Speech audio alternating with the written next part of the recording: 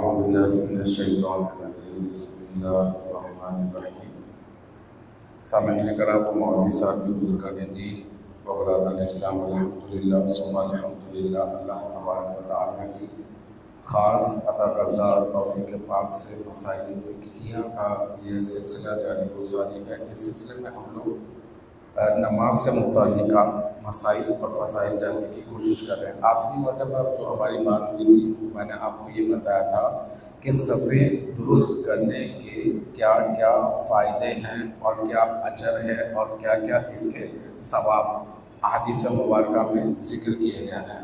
آج جو ہے وہ صفیں درست نہ کرنے کے نقصانات، کہ اگر کوئی شخص صف درست نہ کرے تو پھر اس کے کیا نقصانات ہو سکتے ہیں۔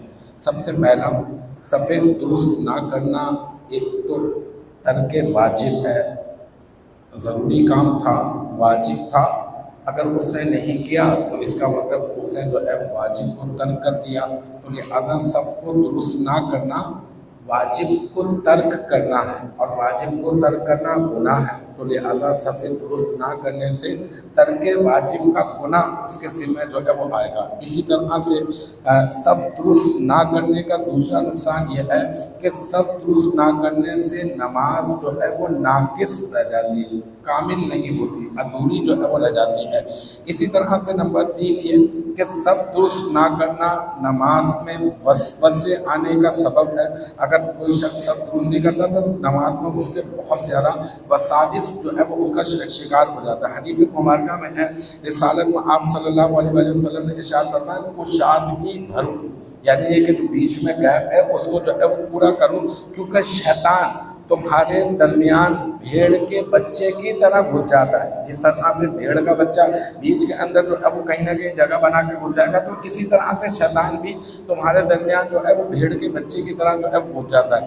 چوتھا یہ کہ سب سیدھی نہ کرنے میں چہرہ بگڑنے کا اندیشہ ہے، چہرہ جو ہے وہ اس شخص کا بگڑ جائے گا جو صفیں درست نہ کرنے کا جو ہے وہ صفیں درست نہ کرنے کا اہتمام کرتا ہے، مطلب یہ کہ صفیں درست نہیں کرتا۔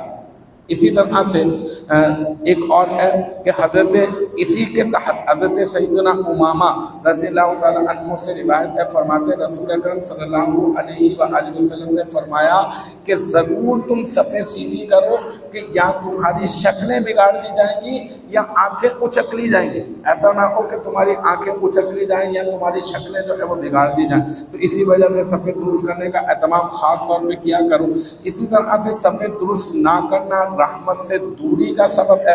حدیث مبارکہ میں ہے جو صف توڑے اللہ پاک اسے توڑ دے، اور اس کے تحت اس حدیث مبارکہ کے تحت فیض القدیر میں جو ہے وہ تفسیر بیان کی گئی ہے، فرمایا یعنی اللہ پاک اسے ثواب سے دور فرما دے گا اور رحمت سے دور فرما دیتا ہے، یا پھر اسے مزید نیکی کی توفیق جو ہے وہ نہیں ملتی۔ تو لہذا صف نہ درست نہ کرنے کے کتنے نقصانات ہیں، تو ہمیں صف درست کرنے کا اہتمام خاص طور پر کرتے رہنا چاہیے۔ صف ٹیڑھی ہونے سے دل ٹیڑھے ہو جاتے ہیں، اختلاف بڑھتا ہے اور لڑائی جھگڑے پیدا ہوتے ہیں۔ اب آخر میں 2 فرامین مصطفیٰ صلی اللہ علیہ وآلہ وسلم سماعت کر لیجئے کہ سیدھے رہو، الگ الگ نہ رہو، ورنہ تمہارے دل الگ الگ ہو جائیں گے۔